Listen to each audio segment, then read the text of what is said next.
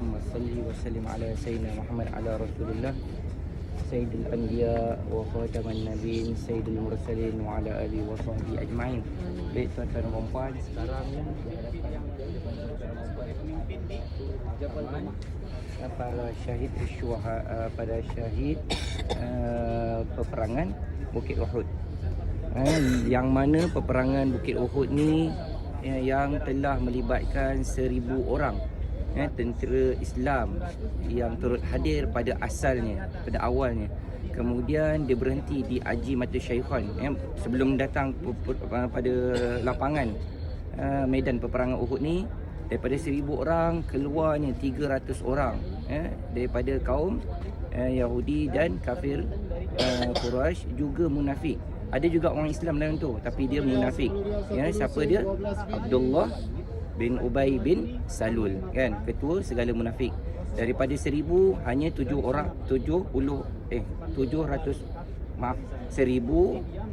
300 dah keluar, tinggal 700.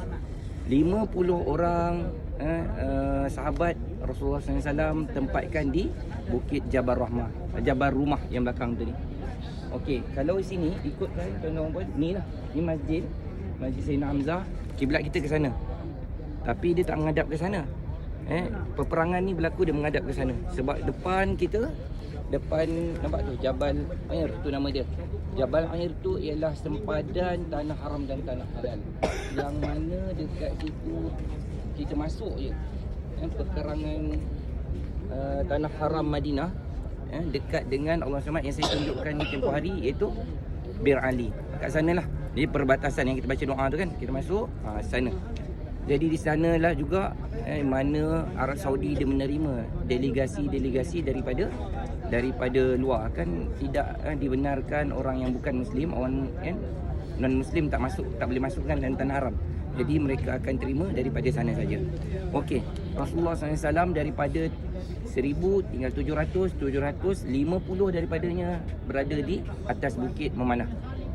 Dan ketika itu perancangan Rasulullah SAW dia berlainan daripada perancangan sebelum-sebelumnya. Tak ada lagi perancangan Rasulullah yang strategi dia panjat atas bukit. Jadi sahabat-sahabat daripada kawan-kawan daripada kafir Quraisy ketika itu, dia tengok ini plan lain ni.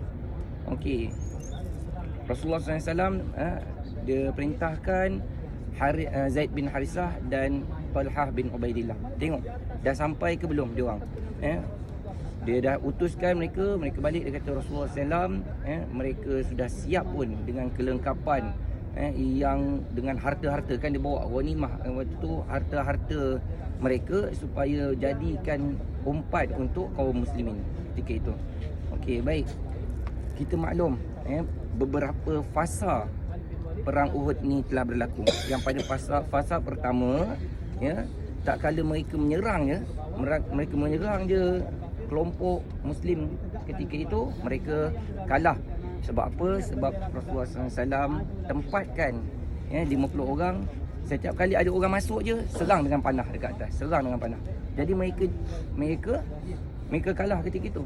Dan mereka lari bertempiaran, lari. Lepas tu di antaranya Khalid Al-Walid dan Abu Sufyan tunggu kat sana. Dia kata mereka berhampiran belakang bukit ni, Bukit Uhud ni. Dia kata jangan lari dulu, kita tengok macam mana dia turun ke tidak untuk mengambil harta-harta yang kita bawa daripada Mekah. Dan pesan Rasulullah SAW kepada sahabat-sahabat, jangan turun daripada bukit memanah selagi mana tidak diperintahkan. Meskipun kami dah mati, meskipun kami dah syahid, jangan turun ke bawah. Sehingga kan tubuh kami ni dimakan oleh burung sekalipun, tak ada perintah untuk turun, jangan turun.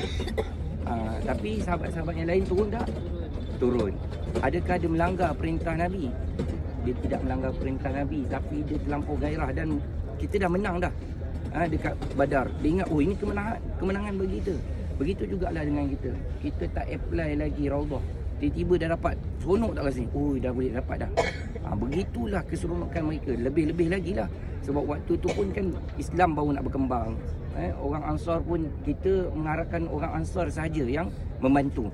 Dapat harta ghanimah, memang orang-orang dulu kalau ada peperangan, memang dibenarkan untuk memperolehi harta daripada peperangan tu. Sebab kalau kita kata ghanimah tu harta rampasan, orang Islam dia tak pernah merampas. Jadi kita kata harta perolehan perang. Okey. Pada pusingan yang pertama, Islam telah menang dan syahidnya Saidina Hamzah radhiyallahu anhu ajma'in.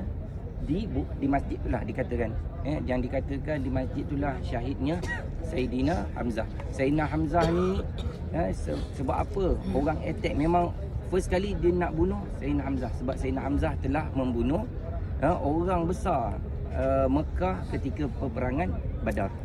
Jadi Hindun, isteri kepada si mati, dia menawarkan barang sesiapa yang dapat membunuh Saidina Hamzah akan memperolehi harta yang banyak, dan kalau dia seorang hamba dia akan dibebaskan.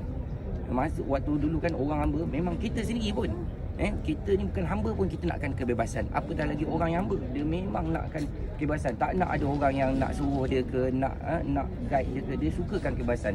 Semua orang macam tu. Jadi di antaranya siapa ketika itu ialah Wahsy. Nama dia Wahsy, seorang yang berkulit hitam. Dia ni pernah mengajuk Bilal. Sebab apa Bilal? Bilal, kau ni kalau kau ikut Islam pun kau tak akan bebas, sebab kau kena bertuhankan Allah. Yang kita ni kan dong hamba, bertuhankan manusia pun tak pernah nak bebas, tak pernah dapat kebebasan. Ini kan kau nak bertuhankan Allah. Tu Wahsy. Wahsy ni dia pakar melontar lembing, melontar tombak, sehingga kan dia lontaran dia dikatakan tembus dada Saidina Hamzah radhiyallahu an. Ada yang kata tembusnya tu tertembus sekali jantung dia. Ada yang diceritakan tembusnya lembing tadi, maka kaum-kaum kafir Quraisy dia kerat keluarkan jantung. Satu untuk merendah-rendahkan sahabat ketika itu. Satu lagi, kalau cara merendah-rendahkan orang Islam ni ataupun musuh lawan kita dengan sembelih kepala dia, bawa balik. Tu di antara orang, kalau dululah kan, bila bawa balik kepala panglima ke, kepala ketua dia ke, di antara salah satu untuk kita merendahkan tim-tim ataupun pasukan lawan. Jadi bila dia dah belah jantung, dah siap-siap badan, dikatakan Saidina Hamzah ni kalau tak ada satu tanda dekat badan dia, kita tak akan kenal Saidina Hamzah. Dan Saidina Hamzah, macam saya cakapkan, dia tu saudara sepupu Nabi, dia tu pakcik Nabi, dan dia juga sesusuan Nabi Muhammad SAW. Dia sangat sayang dengan Saidina Hamzah ni, seperti ayah dia sendiri, seperti adik-beradik dia sendiri. Yalah, sesusuan kan, seperti sepupu-sepupu yang lain. Sebab bila Saidina Hamzah di antara orang yang terawal masuk Islam, dan adanya Saidina Hamzah di kiri dan Saidina Umar di kanan, orang kafir Quraisy Mekah tak akan berani sentuh Rasulullah sallallahu alaihi wasallam. Setiap kali orang akan datang, dia akan cakap apa? Ulang sekali lagi cacian dan makianmu kepada Rasulullah. Kalau kamu nak kepala kamu tercabut daripada badan kamu, ulang lagi sekali apa yang kamu katakan. Tak akan berani orang Mekah buat macam tu. Ini kan pula tambah pula Saidina Umar sebelah dia. Setiap kali Rasulullah nak lalu je, kalau kaum kafir Quraisy Mekah dia tengok ada Saidina Hamzah dan Saidina Umar, Rasulullah tak akan diusik, malahan tak akan diperli-perli, tak akan dicaci maki. Sebab apa ada Saidina Hamzah? Saidina Hamzah ni tatkala 70 orang syuhada meninggal dunia, sayang dan kasihnya Nabi pada Saidina Hamzah, Rasulullah SAW solatkan Saidina Hamzah ni berkali-kali. Okey, katalah Saidina Mus'ab selesai sembahyang dengan pakcik Nabi Saidina Hamzah, habis salam, dia angkat Saidina Mus'ab, ambil orang lain, pakcik Nabi masih lagi ada dekat situ. Dia tak akan habis, dia nak sembahyang berkali-kali dan kali-kali untuk kasihnya dan cintanya Rasulullah terhadap pakcik dia. Dan Nabi bersumpah takkan ada lagi dah orang yang mati macam Saidina Hamzah alaihi salatu radhiyallahu anhu ajma'in. Di antara sedikitlah cerita tentang Saidina Hamzah. Saidina Hamzah perkuburan dia dekat sini, dan Mus'ab bin Umair berdua, ada kata tiga kat dalam ni yang dekat perkuburan depan ni. Allahumma salli ala Muhammad. Satu lagi Abdullah bin Jahsh.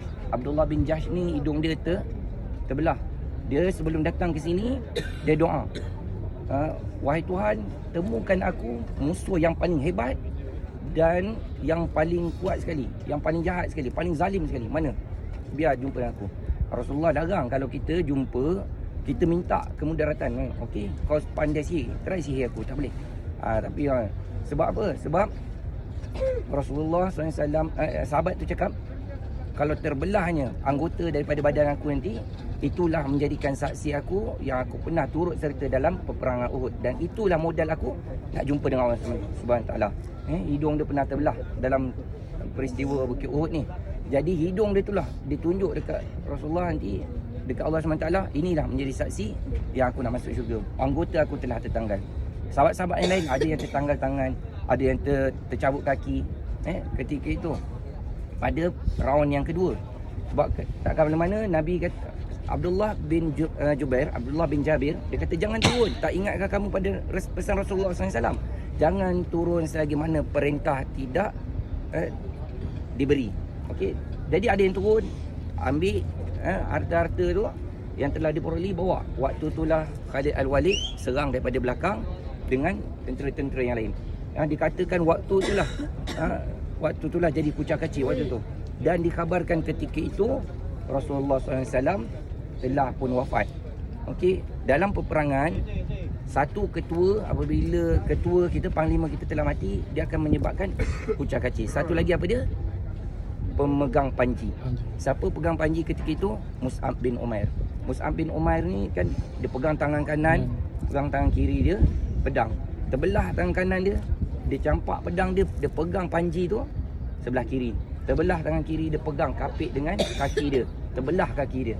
Untuk apa? Untuk Islam. Jadi kan kalau hilangnya bendera, hilangnya selendang, ustaz-ustaz kata okey sini. Tadi rasa sana dah. Kan dia pergi ke sini. Okey. Ada juga yang lambat. Dah. Okey. Mana itu dalam rombongan kita, macam mana dalam peperangan. Sehingga kan ada yang menebas, ada yang berlawan dengan sesama sendiri, sesama Islam. Sebab dah terlampau. Kan kita tadi nak ambil, dia tengok kena serang. Ambil balik pegang pedang, lebih kawan kita sendiri. Waktu tu dah kucak kecil. Tambahkan pula dia orang kata qad mata Muhammad, Nabi Muhammad telah meninggal. Dia kata Nabi Muhammad telah meninggal.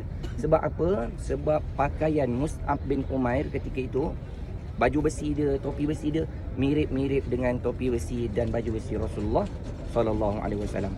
Jadi Mus'ab bin Umair telah mati. Telah wafat. Jadi dia ingatkan Rasulullah. Tak kala mana masa tu Rasulullah pun telah cedera. Dia salah seorang daripada kafir Quraisy waktu tu dia korek lubang. Rasulullah SAW telah pun jatuh ketika itu dan dibentengi oleh 14 orang. Ketika itulah ada seorang nama dia Abdullah bin apa saya terlupa. Dia redah semua tu. 14 orang tu dah cedera. Kemudian datang lagi salah seorang yang berjubah dengan tutup muka dia, berpurdah. Dia orang ingatkan tu lelaki. Dengan pandai memanah, pandai berpedang, rupanya itulah Allahumma salli Muhammad Khawlah binti Al-Azwar, perempuan sebenarnya.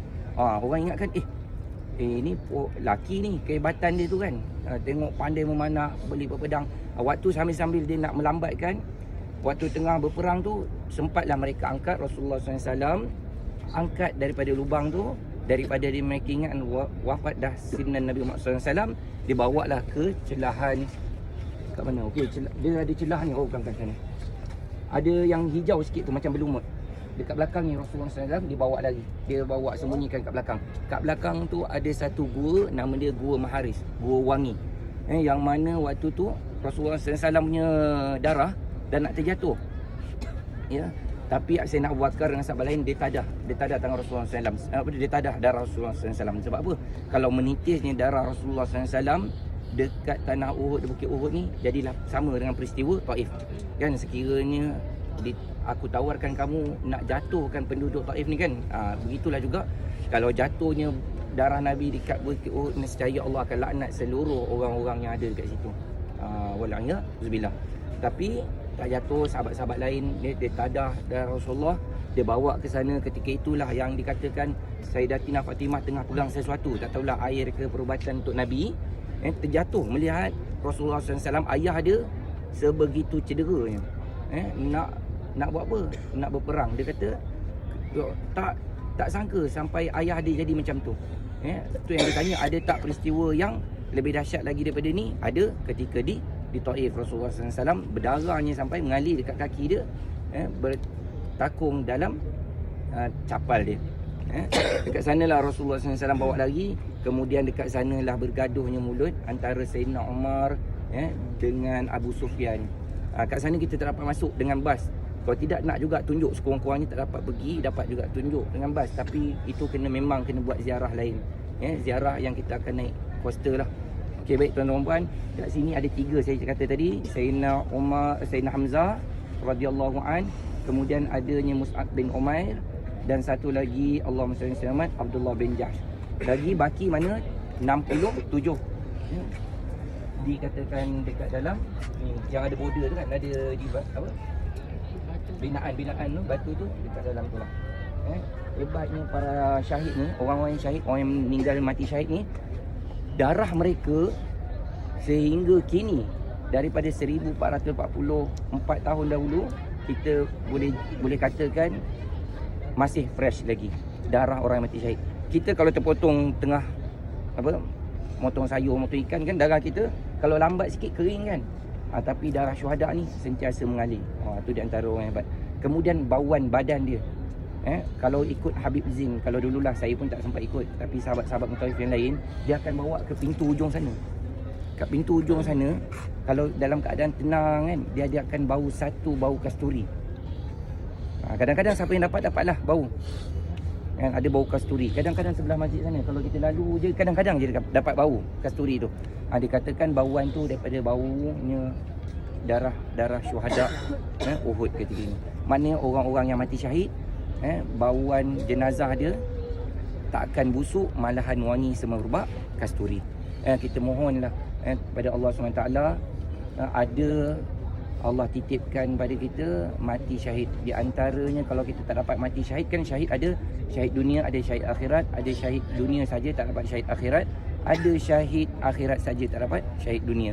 Banyak ulama-ulama bagi golongkan. Di antaranya yang mati syahid siapa? Ibu yang melahirkan anak kemudian dia meninggal, mati syahid. Orang yang kemalangan, orang yang mati lemas, orang yang kena virus kan, semuanya mati. Tapi itu mati syahid yang kecil lah. Yang mati syahid yang paling besar sekali adalah mati syahid untuk agama, berperang di jalan Allah Subhanahu Wa Taala. Kemudian kalau dia bom diri dia macam mana? Itu mati syahid tak juga? Ada ulama kata itu tak dikira mati syahid, malah Rasulullah SAW melarang buat perbuatan tu. Kita pergi Palestin ke, kita pergi ke Israel ke, kita bom diri kita tak dapat mati syahid. Ada yang kata mati syahid dunia je tu kita dapat, akhirat kita tak dapat mati syahid tu. Ada juga Allah akan humbankan ke neraka sebab mereka ni yang membinasakan diri kita, sedangkan Allah SWT tak suruh buat begitu. Baik tuan-tuan dan puan, di kat sini kita sampaikan salam dulu sebelum kita balik, dan kita cerita lagi. So, setiap sahabat-sahabat ni 70 orang tu, setiap seorang tu ada dia punya karakter sendiri.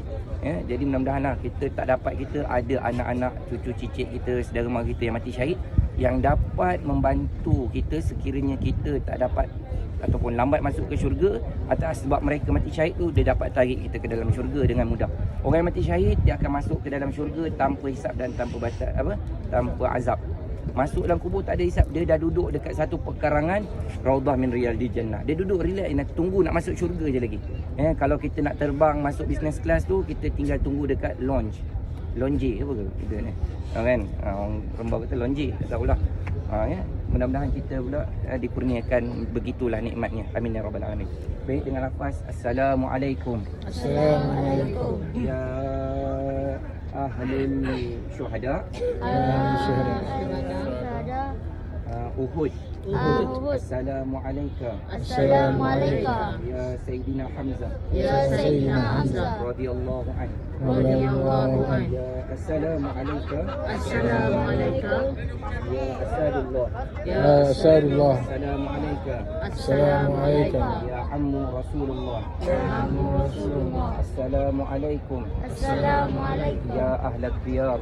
يا أهل البر وإنا إن شاء الله وإنا إن شاء الله بكم لاحقون بكم لاحقون أسأل الله لنا نسأل الله لنا ولكم ولكم العافية العافية اللهم اغفر لهم اللهم اغفر لهم وارحمهم وارحمهم وعافهم واعف عنهم وعافهم وارحمهم اللهم اغفر لنا اللهم اغفر لنا وارحمنا وارحمنا وعافنا وعافنا واعف عنا واعف عنا اللهم اجعل اللهم اجعل في صحائفنا في صحائفنا وصحائف وصحائف والدينا والدينا والسادة والسائر الحاضرين ووالديهم ووالديهم حمل ثم جميع جميع برحمتي برحمتي ورضوان ورضوان يا حنان يا منان يا حنان يا ذا الجلال والإكرام يا ذا الجلال Alhamdulillahirabbil alamin. Mudah-mudahan orang yang turut hadir ataupun kita mendoakan orang yang tak dapat hadir, yang seperti mana dalam doa saya tadi, terjemahan secara ringkasnya, mereka tempias juga keberkatan dan kenikmatan daripada apa yang kita doakan. Amin ya rabbal alamin. Okey, itu saja. Ada yang nak naik bukit ke? Sebab dah terik sikit ni, Kalau tak kita terus ke kita